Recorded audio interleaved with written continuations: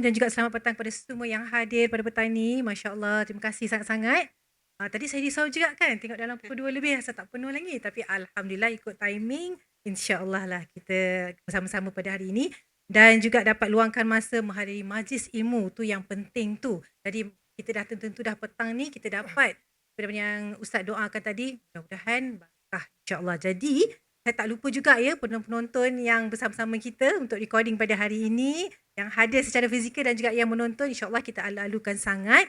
Dan apa saya nak pesan sebelum kita teruskan sembang santai kita hari ini, kita tahu kan setiap majlis ilmu tu, kita kan dikelilingi oleh para malaikat, majlis ilmu, taman-taman syurga kan. Jadi sebab itulah berkatnya majlis ilmu tu sendiri. Betul ya Ustaz? Kalau saya salah, Ustaz tegur saya tau. Saya ni sharing je. Setiap ilmu saya dapat daripada kelas-kelas ataupun majlis ilmu saya datang sebelum ni. Jadi saya cuba sampaikan seluas mungkin. Kan? Yang kita ambil sunnah Rasulullah SAW, kita kongsikanlah walaupun satu ayat. Jadi, untuk hari ini pun saya nak sampaikan kepada semua yang hadir secara fizikal ataupun yang menonton, setiap kali kita dalam majlis ilmu, kita pasangkan niat-niat dan juga hajat-hajat soleh kita. Sebab apa? Konsep yang kita tu, kita tak nampak dalam mata kasar kita, yang mana dalam tempat ni, ada para malaikat yang duduk begitu rapat dengan kita, berbondong-bondong. Cuma kita tak nampak je dengan mata kasar. Keliling kita, depan, belakang, atas, bawah, dan kalau kata ke atas terus sampai ke langit. Betapa ramainya. Dan juga antaranya kan, kalau dilakukan majlis ilmu tu dalam rumah, penduduk kat langit nampak tempat yang diadakan majlis tu bercahaya. Masya Allah. Jadi kita berada di tempat yang baik. Itulah saya kata pasangkan niat juga hajat-hajat yang soleh. Maksudnya hajat yang baik. Mudah-mudahan apa yang kita impikan tu diaminkan oleh para malaikat, bawa naik terus. Qabul insyaAllah. Amin. Kan? Mudah-mudahan. Okay, insyaAllah saya Irma Aspi. Mungkin tahu yang tak kenal pula nanti kan.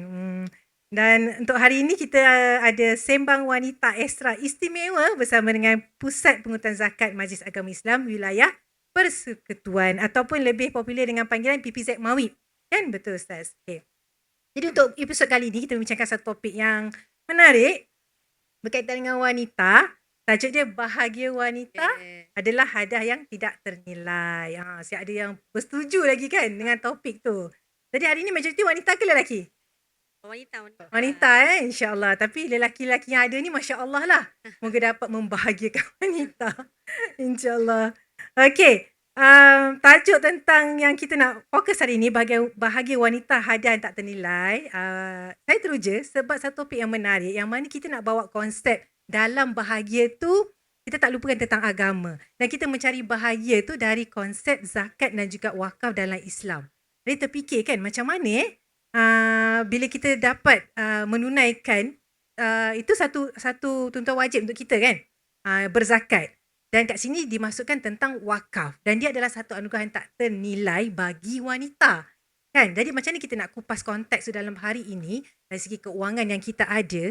Dan bila sebut tentang keuangan keluarga tu kan, kenapa dikaitkan dengan wanita? Kan ada selalu kita dengar kan, wanita ni dia macam menteri.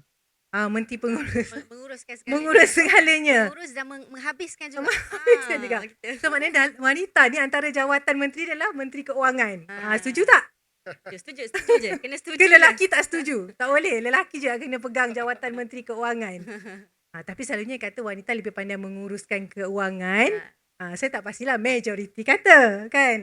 Jadi hari ini ramai wanita, jadi majoritinya jawapannya betul lah. Nak tak nak kena setuju juga, tak ada pilihan. Okey lah. Hari ini kita ada jemputan panel-panel kita seperti yang dah disebut tadi nama-namanya, insya-Allah.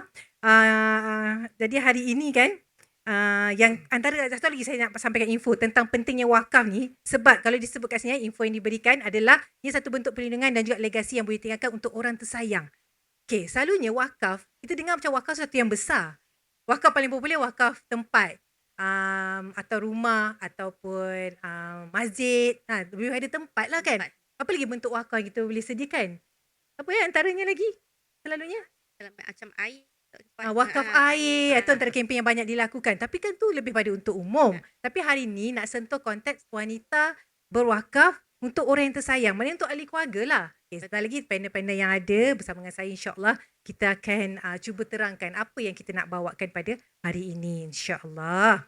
Terutamanya wanita yang sering menggalas pelbagai tanggungjawab dalam kehidupan. Dalam konteks ini memberi sesuatu iaitu bersedekah berzakat juga wakaf muncul sebagai satu cara yang dapat menerbitkan kebahagiaan dalam hati. Okey. Jadi itulah terkait dengan topik kita, wanita bahagia tadi. Okey. Kita pencetus kepada Pencetus. bahagia Okey. kita. Bercerita tentang wakaf, gelak Ustaz. Wanita ini bukan sahaja dapat menyumbang kepada kesejahteraan masyarakat tapi juga berperanan aktif dalam mencipta perubahan positif. Dan dalam proses itu kita dapat merasakan kepuasan jiwa yang tiada tara. Masya Allah. Jadi kita nak explore lah tentang wakaf. Belajar tentang ilmu wakaf. Okey, insyaAllah kita teruskan juga dengan hari ini tetamu sebelah kiri saya ni iaitu Bonda Umirah Taib. Okey, nak panggil Bonda saja ke Bonda Umirah? Panggil bonda. Bonda. Panggilan manja saya lah untuk anak-anak 7 orang dengan orang-orang keliling saya. Masya Allah. Dan nama tu nama yang dibawa dalam media sosial juga kan? Saya panggil. So kalau sebut bonda tu tahulah Bonda Umirah lah tu. Banyak bonda. Tapi kalau kata bonda mana? Bonda yang anak 7 orang tu. Gitu. Masya Allah. Anak 7 orang macam ni. Masya Allah comelnya. Okey. Ustaz. Ustaz adalah wakil daripada PPZ Mawi. Merupakan penolong pengurus dakwah. Ustaz Zial Ul Haq Hashim. Nama yang sangat unik. Saya tanya Ustaz tadi. Ustaz macam mana sebut nama Ustaz ni? Silent D ke? Ejaannya tu? Betul. So panggil Ustaz Zia. Okey Ustaz. Saya nak elaborate sikit lah tentang kalau kita sebut bahagia wanita ini. Bahagia seorang wanita. Okey. Tapi jap saya nak tanya audience. Boleh tak bagi tahu saya, bila saya sebut bahagia, bagi satu perkataan. A few lah. Bahagia terkait dengan? Keluarga. Lagi? Keluarga. Bahagia duit.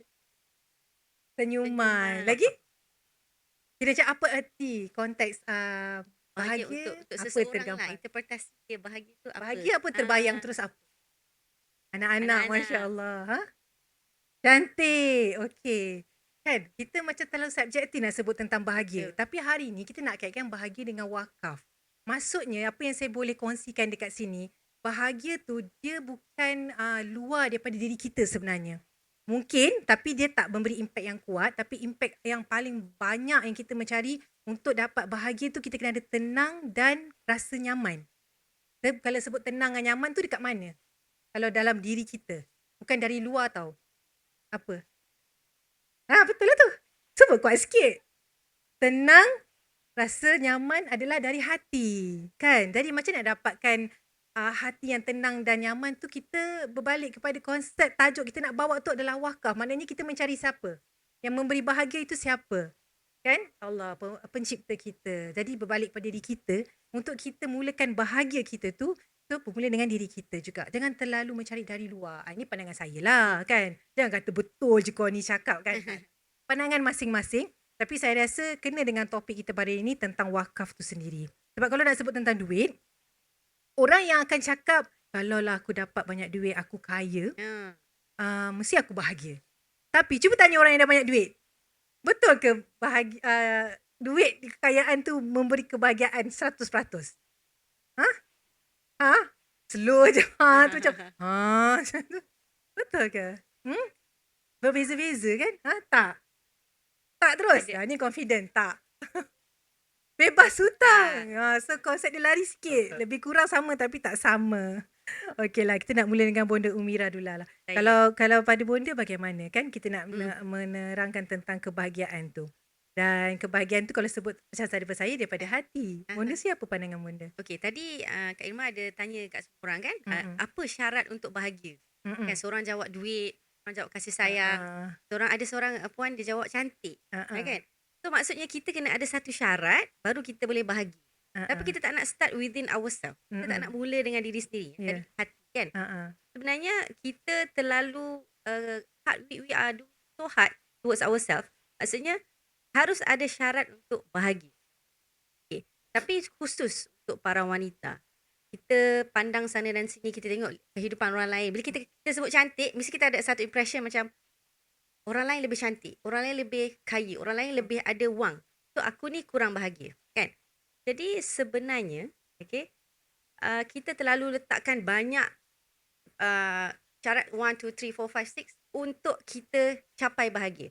Dan kita ada satu konsep, grass is always greener on the other side. Kita tengok, bestnya kehidupan dia.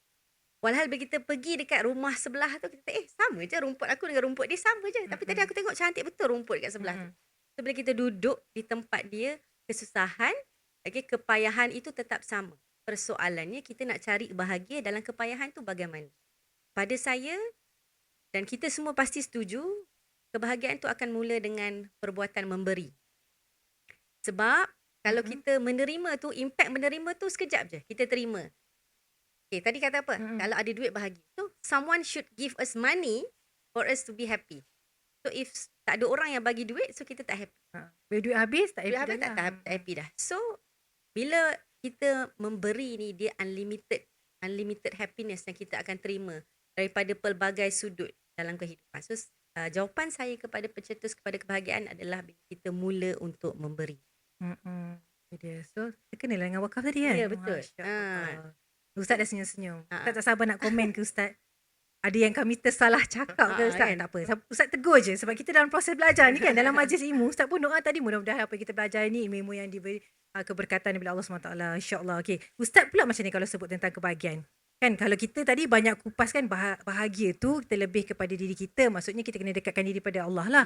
Yang memberi bahagia tu pun Allah juga. Kalau Allah kata tak jadilah dia.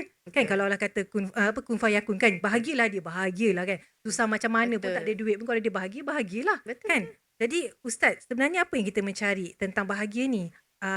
Bila kita kata bahagia kena kejar akhirat je. Adakah tak ada berkait dengan dunia sebenarnya nak dapat bahagia tu? Terima kasih kepada Irma, Bonda, Chief Kehormat yang berbahagia, Cik Muhammad Hassan, KPE, PPZ, Bos Taufi, Bos Firdaus, insyaAllah. Chief Kehormat semua. Apa khabar semua? Alhamdulillah. Baik. Sebelum tu, saya sangat setuju dengan tajuk kita pada petang ni. Saya sangat setuju. Bahagianya wanita, hadiah sangat bernilai kan.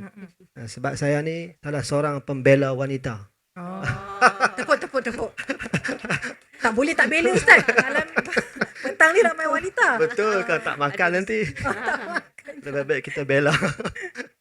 Baik, hadirin sekalian. Kalau kita tengok pandangan mata kasar kita hari ni. Kita tengok seorang tu, dia ni tak bahagia rasanya. Tengok seorang ni, dia ni pun tak bahagia. Tengok orang ada jawatan, ni pun tak bahagia juga. Tengok orang biasa-biasa, tak bahagia juga. Kita nampak hadirin sekalian ramai orang tak bahagia hari ni. Tapi apa sebabnya? Sebabnya ialah tuan-tuan puan-puan sekalian, kita meletakkan nilaian bahagia tu pada benda. Pada benda. Bahagia tu ialah kalau laki-laki ada Mustang. Kalau perempuan, handbag, Hermes. Handbag, jenama Cartier. Kalau kotiau tak mahal. Cartier mahal. Tu baru bahagia. Kan? Nak kena ada benda-benda begitu. Kemudian pencapaian sekian-sekian, target sekian-sekian. Baru kita rasa bahagia. Ada seorang wanita, seorang muslimah, dia jumpa seorang guru yang mursyid, Syekh Bakri Hafizahullah. Seorang perempuan ni dia jumpa guru ni. Dia kata, "Tuan guru, saya ni, dia perempuan ni, saya ada segala-galanya. Rupa paras saya ada, kekayaan saya ada, kemudian kemewahan saya ada, anak pinak semua saya ada. Tapi Tuan Guru, saya rasa belum bahagialah Tuan Guru." Kata Tuan Guru, hadirin sekalian, bahagia itu ialah tengok balik sejauh mana hubungan kita dengan Allah Subhanahu Wa Taala. Tengok balik. Lalu kata perempuan ni, dia pun beramal. Dia ambil kata-kata Tok Guru tu, dia adapt dalam kehidupan dia, dan dia pun sebut lam ara sa'adah. Dia kata, aku tak nampak dah kebahagiaan. Jam'i malin, dengan mengumpulkan harta. Walakinna taqiyya huwa sa'id. Tapi yang bahagia itu sebenarnya ialah taqwa. Taqwa yang membahagiakan kita, hadirin sekalian. Sebab tu taqwa semua kita faham maksud dia. Buat yang disuruh, tinggal yang ditegah, semua kita faham. Tapi kemuncak taqwa, hadirin sekalian, bukan sekadar buat yang disuruh, yang bersifat wajib. Buat yang disuruh bersifat sunat. Itu yang hebatnya takwa tu. Kalau buat bersifat wajib itu biasa. Tapi kita nak pergi yang Masya Allah, Yang luar yang biasa. luar biasa, buat yang bersifat sunat. Sebab tu kita nak sebut sikit, saya tertarik dengan jalan kebahagiaan yang disebut dalam kitab Zadul Ma'ad oleh Ibn Qayyim. Beliau sebut ada 4 jalan kebahagiaan. Yang pertama ialah qiyamul lail, bahagia. Yang kedua kasratul istighfar, banyak istighfar. Yang ketiga zikir. Alhamdulillah kita duduk ni majlis zikir. Sembang ekstra apa ni? Masya Allah. Sembang wanita ekstra ni majlis zikir. Dan yang keempat sedekah. Sedekah yang paling hebat, kata Khatib Syarbini, kata Imam Nawawi, ialah sedekah yang namanya wakaf. Meskipun 3 huruf, tapi implikasinya sangat besar. Sebab tu sedekah tingkatan paling tinggi, kata Imam Syafi'i, ialah sedekah yang namanya wakaf. Sedekah paling biasa, sedekah juga, ialah senyum. Senyum. Sebab tu ada orang nampak QR, dia tak ni pun tak scan, dia senyum saja. Itu kita harap dia scan dah lepas ni kan. Scan. Walaupun tu sedekah juga. Jadi mudah-mudahan dengan takwa tu, mudah-mudahan membahagiakan kehidupan. InsyaAllah, insyaAllah. Bila Ustaz sebut pasal yang kisah tadi tu, saya teringat kata-kata Ustazah Halimah Idrus yang berkaitan dengan bahagia tu, kita kena ada link dengan iman.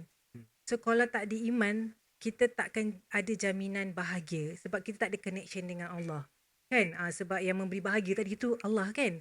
Jadi kita tak nak mula hari ni, kita kena mencarilah antara benda dia, macam Ustaz cakap ni, selain daripada perkara wajib, kita tambahkan, top up kan, mana-mana yang lubang tu dengan perkara-perkara sunnah. Antara dia itulah sedekah. Dan juga jangan pula tinggal benda yang lain pula kan. Dah buat sedekah je Ustaz. Yang lain tak buat pula nanti. Macam mana? Betul Ustaz cakap. Sebenarnya semualah. Yang 4 tadi kan, tips Ustaz bagi tadi tu, antara ciri-ciri bahagia tu kan. So, selain daripada tu kan, saya teringat juga yang tentang kata, sebab kan bila kita kata tentang bahagia tadi, dia berkait dengan kita memberi tu, sedekah tadi tu. Satu ayat, kalau kita bersedekah tu maknanya kita memudahkan orang kan, kita memudahkan urusan orang. Kalau orang tu tak dapat makan, kita sedekah makan, dia dapat makan. So memudahkanlah. Dan apa saja bentuk yang kita menyenangkan orang tu adalah konsep sedekah juga. Sama juga wakaf. Contoh wakaf tempat. Orang tu tak ada tempat tinggal, kita bagi dia tempat tinggal. Tak ada satu kawasan kampung, tak ada dewan komuniti, kita kumpul duit ramai-ramai, bersedekah, bina satu dewan untuk mereka, jadikan pusat komuniti Islam contoh dia. Dapat buat macam-macam program sana, memudahkan. Jadi siapa yang nak memberi jaminan kepada kita untuk kebahagiaan tu dari segi mana? Kan ada janji Allah. Allah kata kalau kita memudahkan urusan orang, Allah akan mudahkan urusan kita, dunia dan juga akhirat. So bonus dia bukan dekat dunia je kita mudah. Kan? Kat akhirat pun ada. Jadi konsep bahagia tu bukan bahagia kat dunia je lah Ustaz kan. Kita mencari bahagia di akhirat juga. Betul. Jadi investment kita jangan fikir investment yang sementara ni aja. Sebab hidup kita kat dunia ni sangat rushing. Kan? Sekejap je. Yang kita nak kumpul bekal ni adalah yang kekal tu, yang akhirat tu. Tapi keyakinan kita tu kadang-kadang tak sampai lagi. Jadi insyaAllah kita doa banyak. Kita ada that picture yang tentang kehidupan kita yang abadi dekat akhirat tu. Jadi mudah-mudahan kita banyak-banyakkan dalam dunia kita yang rush ni untuk banyak-banyak ke ibadah, antara dia berwakaf, bersedekah supaya kita dapat bawa bekal kita di akhirat nanti. Dan saya kagum apa yang Bunda sebut tadi, memberi. Kan? Dia konsep-konsep ibu ni macam tu. Anak ibu ada berapa orang anak? Alhamdulillah. Yang sulung umur berapa? 11 tahun sama. 11 tahun kan? Yang sulung? Yang sulung 11 tahun. Yang bongsu? Bongsu baru nak masuk 3 bulan. So siapa jaga ni petang-petang ni? Ada kat rumah. Tapi confirm dalam kepala tu fikir balik ni dah susun dah jadual untuk anak tu kan? Dia tak boleh lama ni. Habis ni mesti saya hilang. Nak kejar ambil anak yang sekolah yang dekat Taskan, yang kat rumah. Apa-apa anak dululah. Kadang-kadang balik tak sempat tukar baju terus masuk dapur masak. Nak masuk bilik air tu kena fikir 5 kali. Nak masuk tak masuk ni? Tak apa. Itu wanita. Betul. Dia mendahului orang lain punya kebahagiaan sebelum kebahagiaan dia. Tapi sebenarnya dekat situ wanita rasa bila dia membahagiakan orang lain, dia bahagia. Terutamanya ahli keluarga. Betul. Kan tak apa-apa Bunda boleh nak kongsikan tentang apa yang kita sebut. Okey, maksudnya bahagia wanita kan, dalam keluarga lah kan. Betul, dalam kekeluargaan tu sendiri. Basically hari ni dalam dewan ni adalah mereka-mereka yang bertuah. Wanita-wanita yang dah digelar isteri, dah digelar ibu kan.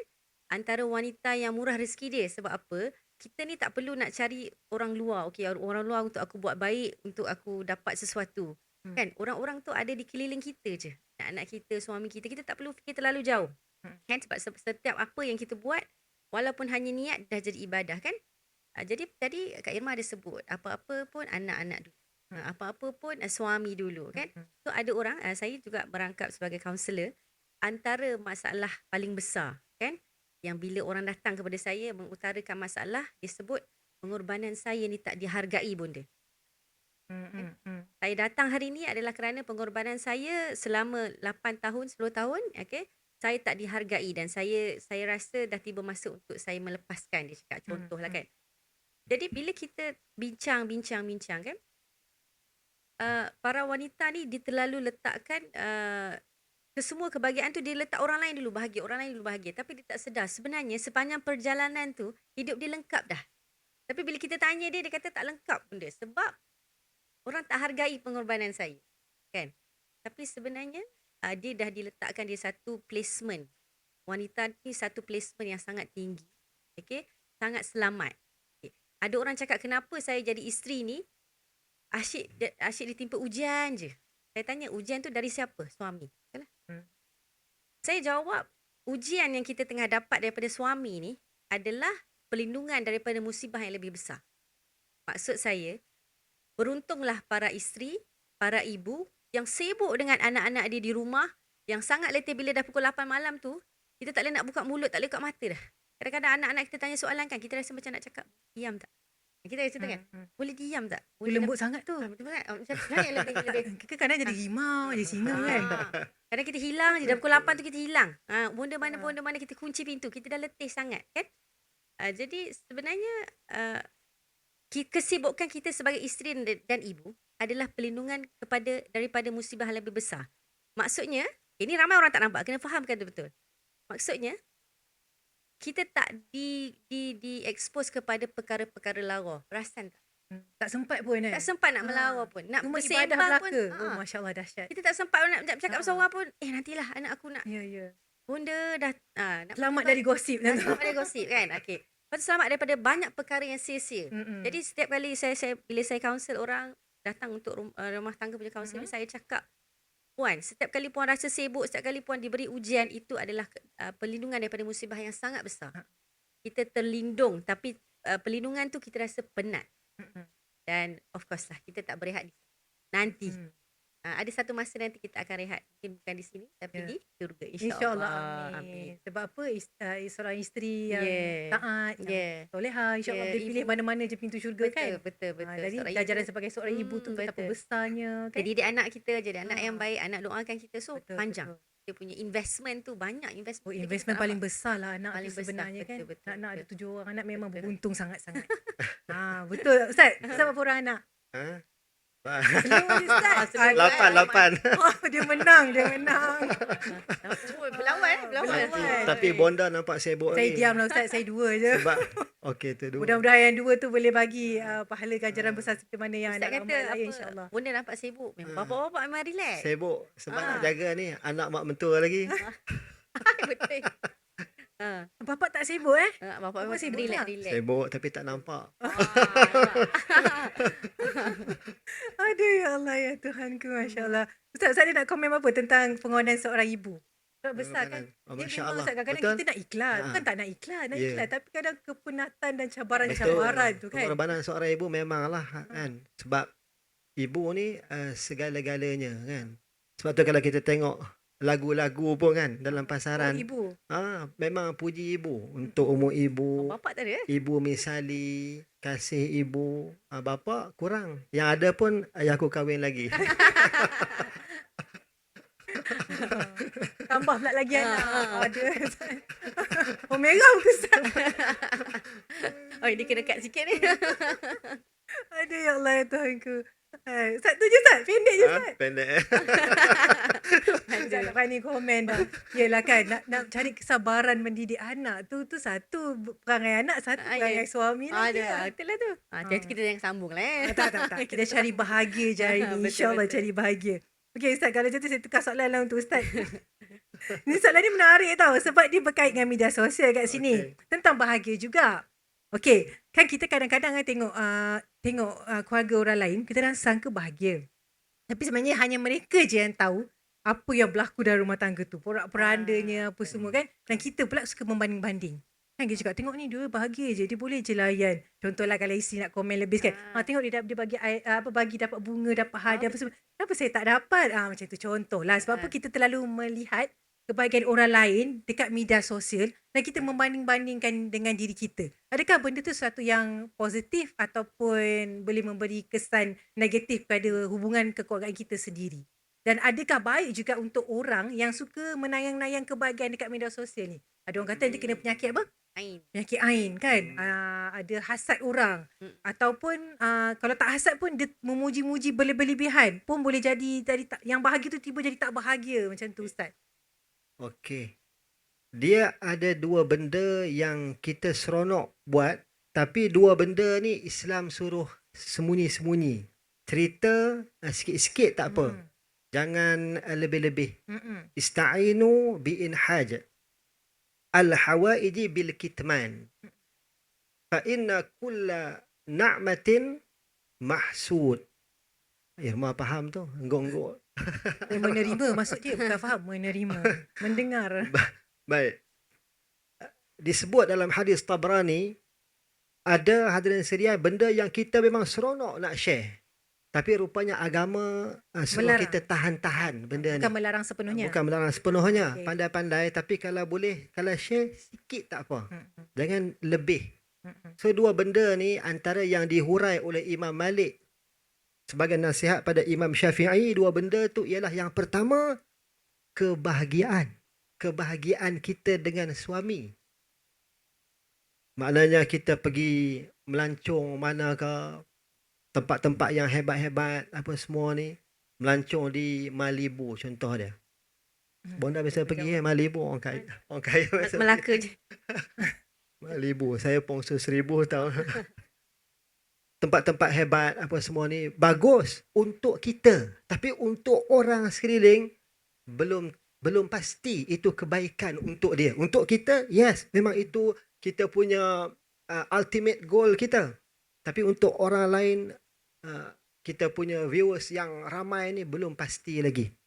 So kebahagiaan kita dengan suami apa semua ni, kita biasa-biasa saja. Biasa-biasa saja. Mudah-mudahan lagi kita simpan kebahagiaan tu, lagi penuh kebahagiaan yang sedang kita takung di rumah kita tu. Kita tak alirkan keluar. Satu. Yang kedua, disebut oleh Imam Malik kepada Imam Syafi'i, wasiat Imam Malik. Yang kedua ialah harta kita. Harta kita, hadirin sekalian. Kalau boleh orang tanya, sikit-sikit saja. Jangan kita sebut, senaraikan semua rumah yang habis bayar, belum bayar, rumah atas tanah, atas semua kita sebut. Sikit-sikit saja harta kita ni. Sebab tu kalau kadang asatizah kita buat posting apa-apa, saya tengok cantik. Dia tunjuk kereta pun secara luaran saja. Sikit-sikit je. Kita pinjam. Kita pinjam. Jadi harta kita pun begitu. Tak disuruh untuk kita buat hebahkan sangat. Sebab kita berhati-hati seperti mana yang Irma sebut tadi lah. Benda-benda yang kita dedah show off pada orang, bimbang-bimbang implikasinya berbentuk negatif pada kita.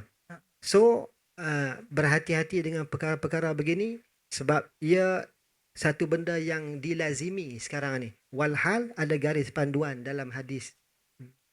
Yang lagi satu tentang yang kita membanding-bandingkan kehidupan kita dengan orang lain. Yalah dah banyak sangat konten dekat media sosial yang begitu.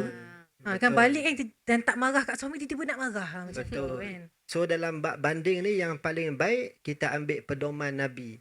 Nabi kata sila banding. Bandinglah. Tapi Nabi kata banding ni tengok dua dimensi. Kalaulah hadirin sekalian, hal-hal harta, hal keduniaan, hal-hal yang bersifat kebendaan. Nabi kata unzuru ila man asfala minkum. Tengok yang lebih rendah, lebih bawah dari kita. Kalau kita sekian-sekian gaji, tengoklah gaji orang yang lebih bawah dari kita. Kalau kita ada pakaian sekian-sekian saja, tengoklah orang yang Masya Allah, pakaiannya berminggu-minggu mungkin selai dua lai saja. Kita tengok keduniaan ni, tengok benda yang lebih susah, lebih payah, lebih sukar dari kita. Tapi dimensi yang kedua kena hati-hati. Dalam bab ibadah, orang tu Masya Allah, sudahlah zakatnya hebat. Wakaf pula, Masya Allah, superb wakaf dia. Biasa kadang-kadang orang zakat hebat ni, dia fikir, oh selesai dah zakat dia. Walhal hadirin sekalian, betul zakatnya bagus, tapi tidak ditop up dengan wakaf pun rugi, satu kerugian besar. Sebab zaman Rasulullah dulu, Nabi Muhammad, walaupun orang gambar Nabi Muhammad ni biasa-biasa, tapi Nabi dalam Sahih Bukhari, Nabi mewakafkan tanah baginda. Tanah baginda. Sayyidina Ali ni susah, tapi Sayyidina Ali dalam sejarah telah mewakafkan tanah di Yanbu'. Yanbu'. Tuan-tuan tahu di mana Yanbu'? Tahu? Yanbu'. Tak tahu? Saya tak tahu. Yanbu' ni di pesisir barat Madinah. Sayyidina Ali wakaf tanah situ. Sayyidina Umar Al-Khattab wakaf tanah di Khaybar. Hebat-hebat. Maksudnya hadirin sekalian, kalau dalam bab wakaf, dalam bab ibadah, kita kena tengok orang yang lebih hebat, pergi lebih jauh, buat lebih baik dari kita. Orang kita terbalik. Pengamalan kita terbalik. Bab ibadat, kita suka tengok orang yang lebih bawah dari kita. Kita kata, lama tak nampak di masjid, tengok hang ada Jumaat je baru ada. Okey lah tu, ada depa tu, hari raya baru datang masjid. Dia banding gitu. Kita terbalik. Dalam bab keduniaan, kita nak, Masya Allah, dia rumah setingkat, kita nak buat 3 tingkat. Kita nak tengok yang lebih gitu. Walhal tu benda dunia, sepatutnya kita kena tengok yang lebih rendah dari kita. Jadi insyaAllah lah kita perbetulkanlah konsep yang terbalik tadi tu Ustaz. Betul. Doakan kami ya. Mudah-mudahan insyaAllah. Sebab apa, kalau kita tengok dari segi ibadah, kita memandang orang yang lagi rendah pada kita, takut kita ada perasaan ujub pula. Kita rasa diri kita lebih bagus kan. Nanti kita tak upgrade diri kita. Lala kita kat takat tu je, tak jadi lebih baik. Walhal kita punya fitrah sebagai seorang khalifah dan hamba Allah tu, kita nak jadi semakin baik. Kalau tak baik, nak baik. Dah baik, nak lagi baik. Dah lagi baik, nak lagi baik. Itu fitrah kita sebagai hamba Allah dan juga khalifah kan. Okey, sebut tentang wakaf tadi Ustaz. Yang Ustaz bagi contoh semua wakaf yang untuk umum. Macam saya sebut di awal tadi. Jadi, topik kita hari ni adalah wanita bahagia adalah hadiah yang tak ternilai. Dan macam mana nak bahagia tu, antara dia Ustaz dah sentuhkan, kena bersedekah dan juga berwakaf. Tapi berwakaf untuk keluarga. Dan benda tu adalah jaminan kita dekat akhirat juga. Dan benda tu adalah kebahagiaan yang lebih besar lagi untuk para wanita. Tapi macam nak berwakaf untuk keluarga tu macam mana? Kalau wanita bekerja, okey lagi, mungkinlah ada konsep kita boleh fikir kan dari segi keuangan, harta benda nak bagi dekat anak-anak, nak belanja anak-anak. Contohlah ni yang saya faham setakat ini. Tapi kalau suri rumah, nak berwakaf untuk keluarga tu macam mana Ustaz? Okey. Dia wakaf untuk keluarga ni kita boleh sebut wakaf untuk orang tersayang kan. Orang tersayang kita wakaf. Jadi dalam Islam kita ni boleh wakaf untuk orang yang hidup, bahkan orang yang meninggal. Suri rumah hidup Wakaf kan? untuk orang meninggal. Jadi suri rumah ni dia boleh niat wakaf. Misalnya dia wakaf kepada pembelian bangunan Persatuan OKU Penglihatan yang kita sedang kumpul dana ni. Sekarang baru 200,000. Kita nak usaha nak collect dana 5.7 juta. Misalnya dia nak menyumbang contohnya 10,000 misalnya. Dia niat untuk wakaf khas untuk pembangunan pembelian bangunan ni. Jadi dia boleh niatkan wakaf tu kepada mak dia yang misalnya meninggal. Ataupun ayahnya yang meninggal. Itu disebut dalam Sahih Nasa'i. Bila seorang perempuan jumpa Nabi, inna ummi qad mat afa atasaddaqu anha, mak aku dah meninggal ya Rasulullah, apa boleh aku bersedekah baginya? Nabi kata na'am. Maksudnya wakaf terlebih utama. Dan boleh kita wakaf, kita niat untuk orang hidup pun boleh. Itu disebut oleh Syekh Mustafa dalam kitab Matalib Ulin Nuha. Maksudnya boleh wakaf untuk orang yang hidup, dapat pahala. Cuma ada orang kata, Ustaz, kalau kita wakaf pada orang meninggal, kita wakaf niat untuk orang lain, habis kita tak dapat pahala lah Ustaz. Itu fikir kita. Allah Maha Kaya. Kita niat pada orang yang meninggal tu, yang hidup yang kita niatkan tu dapat pahala penuh, kita pun dapat pahala penuh kerana Allah ni Azza wa Jal Maha Kaya. Maknanya kalau kita siap-siap nak wakafkan nama anak-anak kita pun boleh. Boleh. Jadi pahala berwakaf tu sampailah kepada nama yang kita Betul. niatkan tadi tu. Betul. Oh, Masya Allah. Begitu juga kalau kita nak khidmat untuk mak ayah kita yang telah Masya tiada. Allah. Masya Kadang-kadang kan Allah. rasa Betul. kita tak puas dulu kan. Betul. Katalah macam baru sedar, baru berhijrah. Saya sedang Betul. menyesalnya dulu tak banyak khidmat untuk mak ayah. Betul. Jadi ni antara benda kita nak Kita top up sambung balik. khidmat kita. Sambung khidmat untuk Khidmat mak kita ayah dulu yang dah mungkin tak ada. setahun 2 tahun je kan. Jadi kalau kita wakaf misalnya 10,000, khidmat kita tu kekal. Sampai bila? Selama-lamanya kekal. Inilah istimewanya wakaf ni. Nak kalau wakaf tempat umum, tempat awam kan, Yeah. orang pakailah lagi mana Yeah. tempat tu kukuh, Betul. lagi itulah pahala tu mengalir kepada mak Kita pun ayah ada kita. wakaf masjid. Wakaf pembinaan masjid Lagi di banyak ibadah kampung yang dilakukan Selayang. dalam tu. Betul? Lagi hebatlah. Cerah InsyaAllah. kubur insya-Allah. Jadi hari ni ada buka ke yang wakaf OKU tadi Ustaz? Semua counter? kita buka wakaf di belakang tu semua. Kita sebenarnya semua sekitar 40 usaha wakaf. Yang dah selesai kutipan, tak perlu bayar dah, tak perlu bagi wakaf dah. Sekitar 6 usaha wakaf projek dah settle. Berbaki lagi sekitar 34 lagi usaha wakaf. Jadi 34 ni termasuklah kutipan wakaf untuk Persatuan OKU Penglihatan tadi. Yang ni kita bagi penekanan sikit lah sebab saya tengok dengan mata kepala saya memang dia orang ni orang yang betul-betul. Sebab kita panggil tazkirah Jumaat, kita minta wakil orang buta ni bagi tazkirah Jumaat. Masya Allah, saya semak tazkirah dia tu. Dia orang buta ni, dia buta kategori B1. Dia ada B1, B2, B3. Kalau B3 nampak sikit, B1 langsung tak nampak. Yang bagi tazkirah Jumaat ni kategori B1 langsung tak nampak apa. Tapi bila dia bagi tazkirah, satu huruf pun tak gugur dari ayat Quran yang beliau sebut. Ni orang-orang buta ni. Jadi dia orang ni bercadang nak bina bangunan, nak beli. Bangunan dah ada. Kita nak beli bangunan di belakang Jalan Ipoh, area Jalan Ipoh tu, bangunan dah siap. Jadi kalau kita wakaf untuk bangunan ni, dan bangunan ni insya-Allah nama dia Akademi Pertis. Akademi untuk diorang ni belajar Quran Braille. Jadi kalau kita contoh kita wakaf di sini, insya-Allah kita dapat 2 pahala. Kata Al-Allamah Said Hawa, pahala pertama pahala kita wakaf. Pahala kedua sebab diorang ni bukan orang buta sebarangan, orang buta yang boleh deliver ilmu. Jadi ilmu tu satu lagi jariah, satu lagi wakaf untuk kita. Selain pada tu kita ada sikitlah pembinaan masjid. Dan bulan ni kita juga ada kempen 1 bulan 1 wakaf, smart board. Ada hadiah-hadiah kalau tuan-tuan perempuan berwakaf yang lebih 100, ada hadiah yang istimewa. Kita akan buat cabutan nantilah. Itu antara cara PBZ meraihkan pewakaf-pewakaf lah. Masya Allah. Yang penting kita tahu kita berwakaf kat tempat yang legit. Betul. Kan? Sebab banyak juga penipuan yang berlaku kat luar sana. Betul. Dan PBZ antara agensi yang menyediakan platform memudah cara. Kan? Saya pada kaunter-kaunter yang dibuat, roadshow yang dibuat secara online pun, apps yang digunakan sangat stabil lah. Sebab saya antara yang ni betul-betul bangga ni sebut ni.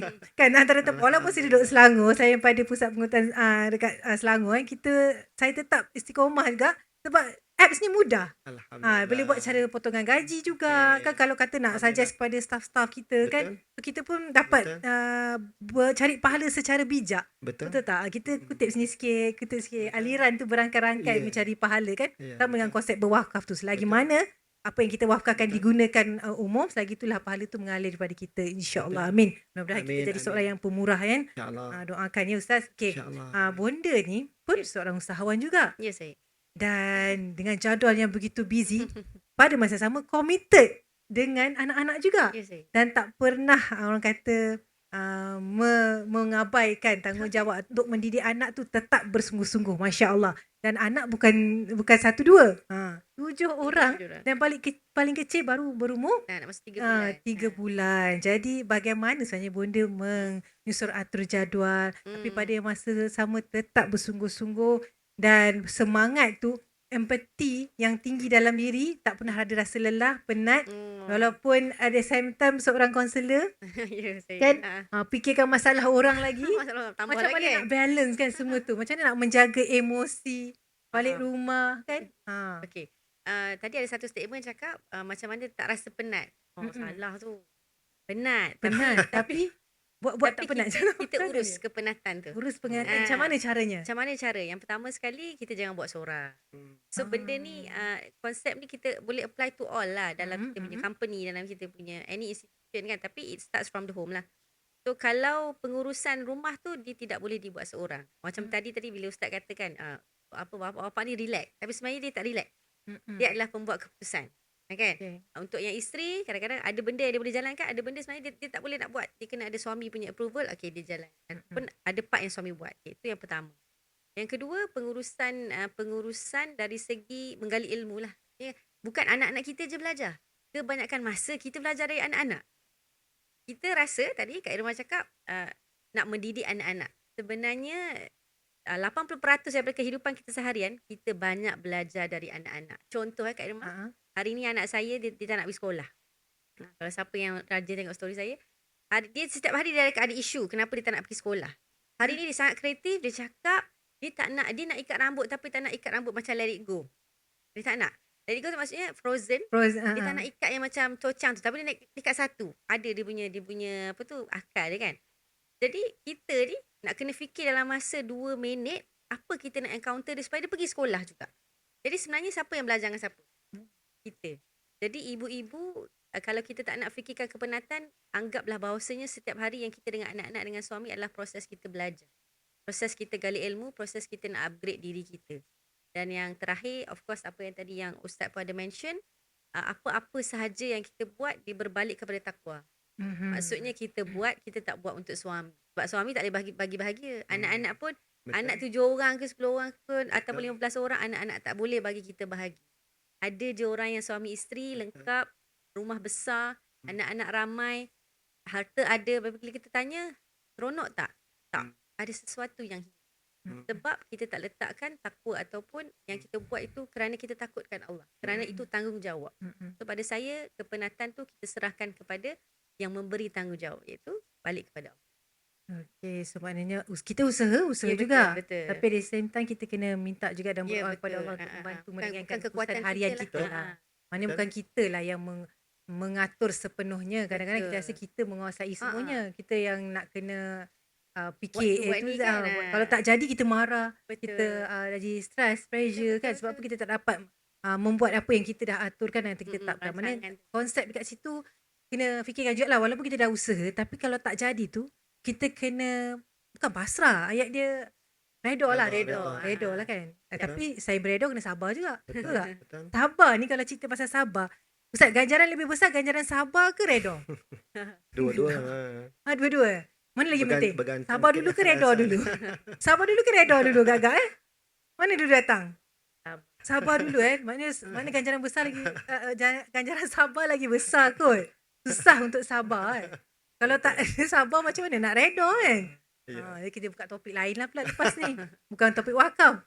Topik sabar dan redha. Tapi konsep dia, kita usahalah ke arah kebaikan. Contoh dia kan. Apa-apa pun Allah yang aturkan. Kita tak ada kekuatan. Kita minta benda.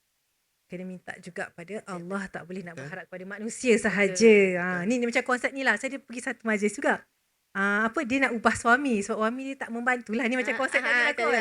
Saya penat lah bekerja seharian. Saya lah kerja, saya lah jaga rumah, saya lah jaga anak macam tu kan. Sampai satu tahap kita ada limit. Kita yelah kederat wanita nak banding dengan kederat lelaki ni lain. Ustaz gelak je Ustaz. Kita tanda setuju ke tak setuju tu Ustaz sebenarnya. Tengah-tengah. Takut. Sebab majoriti wanita dalam ni. Majoriti dalam ni terpaksa lah Ustaz bagilah Chan hari ni.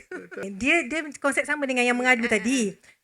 Jadi bila dia mengadu, ni hal wanita dengan wanita juga. Jadi Ustazah ni kata dengan dia, okey, tak boleh nak kawal suami, tak payah marah-marah suami. Ustazah cakap, yang penting sekarang kena muhasabah diri sendiri dulu. Mungkin baiknya kita lihat salah kita. jangan terus tembak salah suami. Mungkin ada kurangnya dari kita menyebabkan suami jadi macam ni. Laju Ustaz angguk. Itu baru betul lah Ustaz. Betul. Okey, tu setuju. Okey lah, confirm. Sebab Ustazah yang bagi tahu, bukan saya. Jadi yang akak yang tanya ni, dia pun ambil lah nasihat Ustazah ni. Jadi dia pun berubah lah. Dia berubah sekian-sekian. Okey dah, insyaAllah lah dah baik dah ni. Kiranya daripada tadi dia jumpa Ustazah, dia dah plan sampai satu tahap ni, dia tahu dia dah berubah dah ke arah yang lebih baik. Dan Ustazah kata, kalau nak ubah orang, tak boleh. Sebab manusia yang mampu memberi hidayah dan penunjuk pada dia tu, Allah aja, bukan kita. Jadi kita ubah diri kita, mudah-mudahan suami kita pun ikut sama-sama. Tapi sampai satu tahap, dia jumpa balik Ustazah ni. Dia marah-marah, dia cakap dengan emosinya lah. Dia cakap, Ustazah, saya dah berubah dah. Dah banyak dah saya jadi baik apa semua. Suami saya sama je. Tak berubah-berubah pun, macam mana konsep ni? Macam mana Ustaz? Ya, perubahan. Tapi sabar. Ustaz nak backup lelaki tu. Okay, tapi Ustazah tu nasihat dia. Dalam berubah, dalam kita mengharapkan perubahan kita, kita usaha untuk diri kita sahaja kan? Kita mencari kebaikan untuk diri kita. Tapi ada tak kita letakkan pengharapan tadi tu kepada Allah, kita minta pada Allah sebagai seorang isteri untuk beri kebaikan kepada suami aku dan mudah-mudahan suami aku berubah. Oh, dia lupa buat perkara itu rupanya. Jadi saya terkaitkan dengan yang bonda cerita ni lah. Kan? Kita dah buat baik dah, kita rasa. Perharapan tadi kita dah usaha sehabis baik, tapi kita buat untuk diri kita. Kita lupa yang kita usaha itu, kita rasa kita dah baik. So kakak tadi tu rasa dia dah baik dah. Tapi kenapa suami dia tak berubah? Dia silap satu langkah yang mana dia lupa nak mohon pada Allah. Harapan yang dia. memberikan hidayah kepada suami itu adalah cuma Allah sahaja. Jadi lupa nak berdoa, minta pada Allah, ya Allah Tuanku berikanlah kebaikan untuk suamiku. Mudah-mudahan suami aku berubah sekian. Jadi dia tak selesai lagi lah urusan dia. Saya tak tahu lagi cerita seterusnya. Mungkin nanti kena jumpa Ustazah tu dengar apa episod seterusnya lah. Tapi terkena dengan konsep yang bonda sebut tu lah. Dia kena ada dekat situ related kita ni. Kita kena ada link dengan Allah juga. Takwa tu kena ada, iman tu kena ada. Dia macam handphone lah kan. Canggih macam mana phone kalau tak ada signal, tak ada wifi, tak boleh hidup juga kan. Jadi Ustaz nak komen ke kat situ tadi? Yang nak sebut tadi tu? Tak jadi Ustaz. Sebab Ustaz banyak no comment. Dah kena lah tu. Tapi betul lah konsep tu kan. Jadi kita meraihkan kedua-dua pihak. Wanita dan lelaki. Wanita ni, kita bukan apa, rugilah bila kita komplain-komplain merungut-rungut kan. Kita dah kaut ibadah seharian. Seumur hidup daripada anak kecil sampai anak besar. Tapi bila kita komplain, bila kita mengungkit-ungkit apa yang kita dah lakukan kebaikan tu, nanti takut hilang pahala tu. Ke memang hilang? Tak. Kalau kita mengungkit-ungkit lah. Kebaikan. Kita isteri lah kan. Kita buat baik, kita jaga anak, kita masak apa semua. Lepas tu kita komplain kan. Penat lah, aku dah masak, aku dah ni kan. Tak ada orang hargai pun selama ni. Muflis terus Ustaz. Dia sebab dia kena tengok pandangan Allah kan. Harapkan pandangan Allah, harap pandangan manusia. Memang kita letih kan. Kena manusia tu ada saka pula. Lagi susah. Ada. Saka apa tu Ustaz? Okey, maknanya niat kita lakukan setiap ibadah kita, kebaikan untuk keluarga tu hanya kerana Allah Ta'ala. Jangan buat kerana suami. Jangan buat kerana anak, mengharapkan pujian. Itu salah lah konsep tu. Kalau puji, dapat pujian, bonus lah. Betul. Tapi kalau suami pun kita harapkan suami pun dia manusia biasa, dia pun mengharapkan penghargaan orang lain. Kan, jadi kita leveling tu kita kena bezakan. Mana kita kena tarbiyah suami jugalah. Maksudnya kita jangan mengharapkan kepada yang sama macam kita tidak kan. Okeylah. Tapi dia berbalik kepada konsep yang memberi tadilah. Sebenarnya yang memberi lebih bahagia daripada yang menerima. Dia sama dengan konsep saya pergi misi kemanusiaan. Bila sentuh tentang misi kemanusiaan NGO kan, kita akan pergi waktu okey macam ni. Waktu saya awal join sukarelawan, saya rasa kita tolong orang, kita akan membahagikan orang. Rupa-rupanya bila saya dah masuk dalam dunia kemanusiaan, NGO, nak saya pergi ke tempat-tempat yang krisis, peperangan contoh dia. Bila kita pergi sana, kita fikir kita menyantuni mereka, kita rasa kita nak memberi. Tapi end up saya balik, saya tak sekuat yang mana staff-staff NGO yang dah bertahun-tahun bekerja dalam dunia kemanusiaan lah. Saya tak dapat nak mengikut SOP yang jangan menangis, jangan menunjukkan kita ni begitu sensitif depan penerima-penerima manfaat ni lah. Maknanya mereka-mereka yang, contoh kalau ke misi kemanusiaan tu, mereka-mereka yang displaced people. Saya pernah pergi ke Kepulauan Mindanao dekat Marawi, Filipina. Mereka perang. Sampai sana, diorang baru lepas perang dalam setahun macam tu. Saya pergi ke kemah-kemah yang kemah plastik. Yang mana cuaca siang sangat-sangat panas. Malam sangat-sangat sejuk, mereka duduk dekat kawasan lapang yang tak ada pokok, sebab tu dia sangat panas dan mereka kebanyakannya hilang suami. Dan lelaki-lelaki lebih banyak meninggal dunia sebab mereka perang kan. Yang ada cuma ibu ataupun anak-anak perempuan, anak-anak kecil, bayi semua. So keadaan mereka memang sangat daif, tak ada keperluan makanan yang cukup, air yang bersih, ubat-ubatan, tak ada pendidikan. Jadi kita ni dah ditrain pergi sana untuk menyantuni mereka. So adalah SOP-SOP kita kena ikut dan ada aktiviti psikososial. Tapi end up dia, saya yang tersentuh lebih, saya yang menangis, lala mereka yang pujuk saya. Konsep dia macam tu tau. Bila dia pujuk saya macam tu, dia pula tarbiyah saya, sabar. Dia dah cukup kuat dah. Sebab Allah bagi ujian ni ikut kemampuan masing-masing. Betul? Kalau kita tak diterima ujian tu, kita tak terima perang tu, sebab kita tak mampu. Allah beri ujian ikut kemampuan masing-masing. Mereka lebih mampu. Sasah waktu itu saya nampak mereka lebih jauh kuat daripada saya sebenarnya. Kalau tak, kenapa saya terduduk? Padahal bukan saya duduk dalam kemah tu. Saya yang rasa terseksa, rasa tertekan, rasa sedih yang teramat-amat. Sebab saya tak boleh membayangkan kalaulah saya dengan anak yang duduk dalam kemah tu. Bayangkan tak ada air bersih, baby, tak ada pampers. Buang air kecil nak basuh macam mana? Tak ada wipes, tak ada air nak cebok, buang air besar. Jadi masalah-masalah kulit yang berlaku, anak-anak melecet, merengek-rengek tanpa henti, lapar. Makan apa? Cuma makan nasi bubur air yang sangat-sangat cair. Sebab apa? Kalau masak nasi normal akan dapat sikit je portion dia. Tak ramai orang boleh makan. Jadi mereka masak sebanyak-banyak air ni supaya makan lebih ramai lagi. Lauk apa? Tak ada lauk. Kalau ada orang sedekah garam, mereka akan tabur garam. Itu saja. Daging memang susah nak dapat. Sayur adalah sayur yang mereka tanam di tepi-tepi kemah. Kalau ada air extra untuk tanam sayur-sayur tu dengan siraman air, sayur tu hidup. Kalau tak ada, makan nasi dengan garam sahaja ataupun nasi kosong. Jadi itu yang buatkan saya sangat tertentu. Jadi bila saya balik, saya dapat memberi sedikit sumbangan yang disampaikan oleh rakyat Malaysia waktu tu. Saya sangat gembira dan saya belajar satu erti lain lagi, iaitu belajar bersyukur. Saya balik, saya rasa dekat sebulan kot saya tak berani nak komplain, tak berani nak bersungut dengan kehidupan yang saya ada. Jadi itu saya menganggap satu kegembiraan dalam hidup saya sebab saya dapat hadiah besar daripada Allah, iaitu bersyukur tadi. Jadi kita, sama dengan Ustaz pesan tadi lah, memandang kepada kepayahan orang kan, supaya kita akan menghargai kehidupan kita. Itu konsep yang mana Ustaz kongsikan tadi lah. Masya Allah Ustaz. Ustaz ada tak dengar pengalaman daripada pemberi-pemberi wakaf yang berkongsi kisah-kisah macam ni Ustaz? Pemberi wakaf. Pemberi wakaf, pewakaf lah kita panggil. Pewakaf lah kiranya. Pewakaf ni saya tengok Masya Allah kehidupan dia orang ni memang atas dunia, dia memang tenang. Masya Allah bila tenang di dunia tu insya Allah lah damailah dia di sana. Ada seorang pewakaf yang pernah wakafkan di KL ni lah. Dia ni kalau majlis ilmu namanya IR Mazlan. Beliau pewakaf ni ketika dia hidup dia telah wakafkan tanah dia 2 ekar dekat Damansara, dekat Pencala Link tu kan. 2 ekar dia wakaf. Bukan 2 ekar tanah saja. Siap dengan banglo, semua siap. Dan dia pula orang dia Masya Allah sangat tawaduk. Duduk majlis ilmu ni, dalam majlis ilmu kita ni, beliau duduk depan sekali. Duduk depan-depan ni. Kita hadir pun duduk depan lagi. Kita hadir minggu depan pun duduk depan lagi. Lepas tu kita hadir, tak ada dah. Mazlan ni meninggal. Jadi kita harap yang duduk depan-depan ni semua panjang umur lah. InsyaAllah. Kan?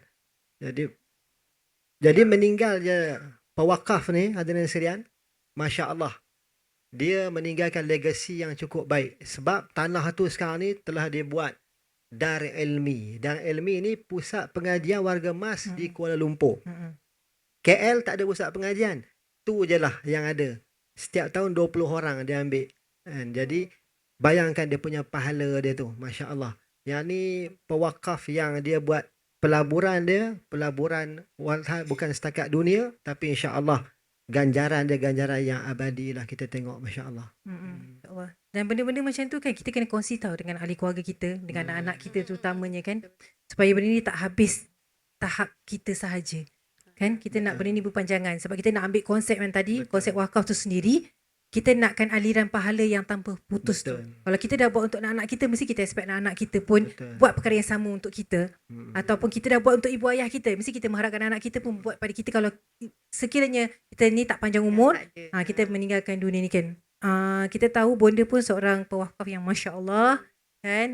Tak pernah, orang kata tak pernah lah kata meninggalkan benda yang sangat-sangat dituntut daripada bersedekah, zakat dan juga wakaf. Macam mana bonda mendidik anak-anak?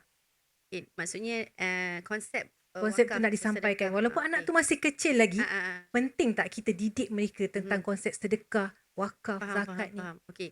Jadi sekarang pernah tak kita dengar macam orang cakap kan, apa yang aku tak dapat dulu, aku nak anak-anak aku dapat sekarang. Ya, Pernah tak kita betul, cakap kan? betul. Tapi somehow konsep tu dia tak boleh apply to all. Untuk saya lah, untuk saya dan mungkin untuk anak-anak kita semua. Antara benda yang kita nak apply kepada anak-anak yang kita nak didik konsep sedekah, empathy dan sebagainya adalah untuk mereka terima rejection. Maksud saya adalah bukan semua permintaan anak-anak saya perlu dan boleh tunaikan. Kan? Sebab kita kadang-kadang kita rasa macam, okay, anak aku dah minta dah semalam. Contohlah kan, anak saya yang sulung tu dia dah kata, okay, kalau you PKK bagus, dia nak iPhone. Tapi saya dengan suami memang plan, mungkin dia dah nak dekat kerja baru dia boleh beli handphone dia sendiri. Itu plan kami, contoh. So, dia tak tahu plan tu. Tapi kita bandingkan dengan kehidupan orang lain, nanti orang akan persoalkan, kau mampu boleh belikan anak-anak, tak adil lah untuk anak tu, contoh. Tapi kita ada stand kita sendiri, which anak-anak kena faham. Bukan semua dalam hidup ni yang kita minta kita akan dapat, sebab kita kena rasa juga apa yang orang lain rasa bila dia tak ada. Itu yang pertama. Yang kedua adalah tak salah juga kalau kita nak bawa anak-anak kita kepada satu kehidupan yang sebenar. Macam saya kalau bercuti dengan anak-anak, tak pernah lagi kami ke tempat-tempat lain setakat ni sebab suami saya memang suka ke tempat-tempat yang susah. Contohnya kami beraya haji pada tahun lepas ke tahun lepas tak ingat. Tahun lepas kami beraya haji di Kemboja. Ramai-ramai maksudnya anak 6 orang dengan anak seorang baby, kami berkampung di Kemboja selama seminggu.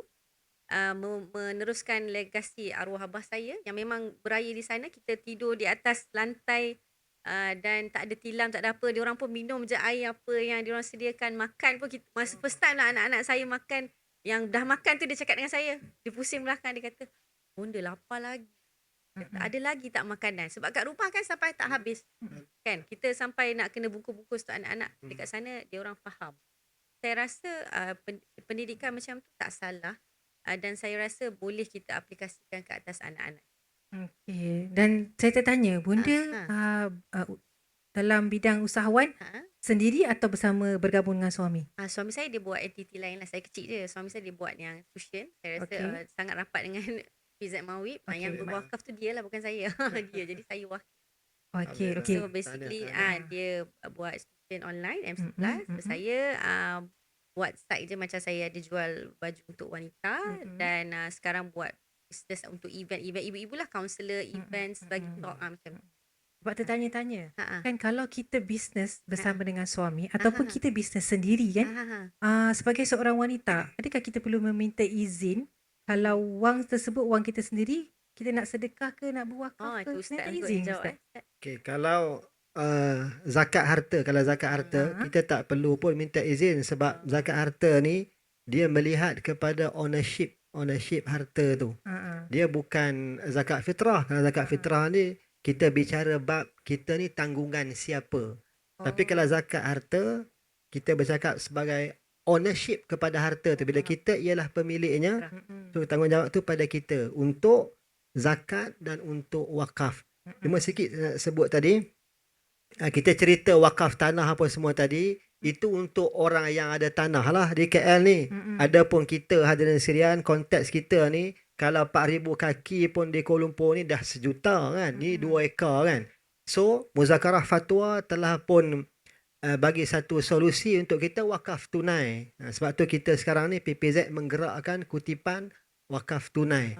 Dan insya-Allah wakaf PPZ ni sampailah ke sasaran. Sebab kalau kita tengok wakaf di Maya ni, di cyber ni, macam-macam lah hal dia kan. Tapi kalau di PPZ insya-Allah ada audit dalam, audit luar, audit negara. audit, segala audit lah, ABMS apa semua, insya-Allah hadirin sekalian Selamat. sampai ke sasaran dia. Sampai ke sasarannya. Jadi kalaupun projek wakaf dijalankan, kita tak berwakaf tanah, tapi kita turut serta dengan wang ringgit kita, itu pun dah kira kita part of pewakaf. Wakaf Okey, tunai. insya-Allah. Jadi, Bonda kata-kata akhir, kongsikan apa rasa dan kenikmatan dalam setiap kali berwakaf, berzakat maupun bersedekah. Okey, sebenarnya saya mewakili suami lah yang buat ni sebab dia lah kan.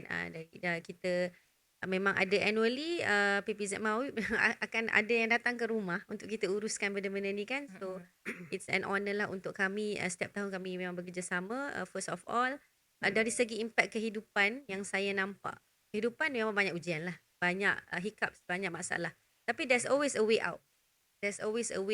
Dan alhamdulillah setakat ni, walaupun kalau ada kata masalah financial pun, akan ada jalan-jalan yang terbuka untuk kita selesaikan. Itu yang pertama. Tapi yang keduanya adalah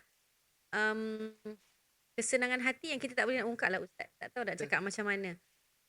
Dia tak sama, sedekah tak sama, zakat yang wakaf juga tak sama. Tapi ketenangan tu juga tak dapat kita nak describe dengan kata-kata bila mana kita dah mula buat apa yang sepatutnya.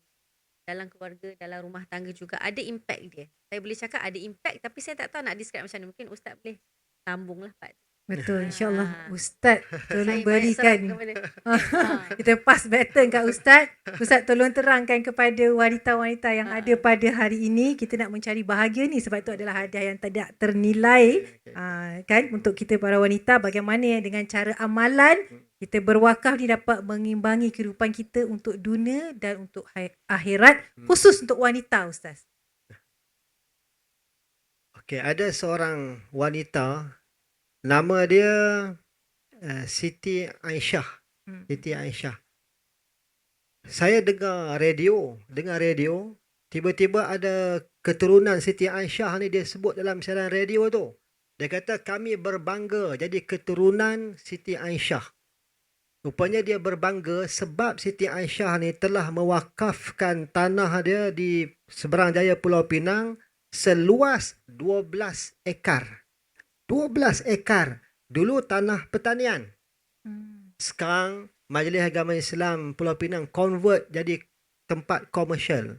76 rumah teres, 27 rumah kedai digunakan fully utilized untuk orang Islam mengembangkan ekonomi di situ. Cuma lagi sekali kita nak sebut 12 ekar. Ialah besar. So kemampuan kita yang hidup di Kuala Lumpur walaupun bangunan hebat, kemampuan kita ialah wakaf tunai. Sebab tu wakaf tunai tak rugi sebab kita dapat tax deduction 10% daripada aggregate income sama ada individu maupun syarikat. Dan last kita nak sebut, katakan dalam handbag kita, dalam purse kita ada RM1,000. Irma lebih gitu kan. Amin. Katakan ada RM1,000 dalam purse kita sekarang ni. Sama ada cash ke cashless ke apa ke, 1,000 ataupun ke atas. Soalnya sekarang ialah, kenapakah kita tak wakaf 1,000 tu? Kenapa kita tak wakaf 1,000 tu? Jawapannya satu saja. Sebab kita rasa kita hidup lama lagi. Kematian lambat lagi.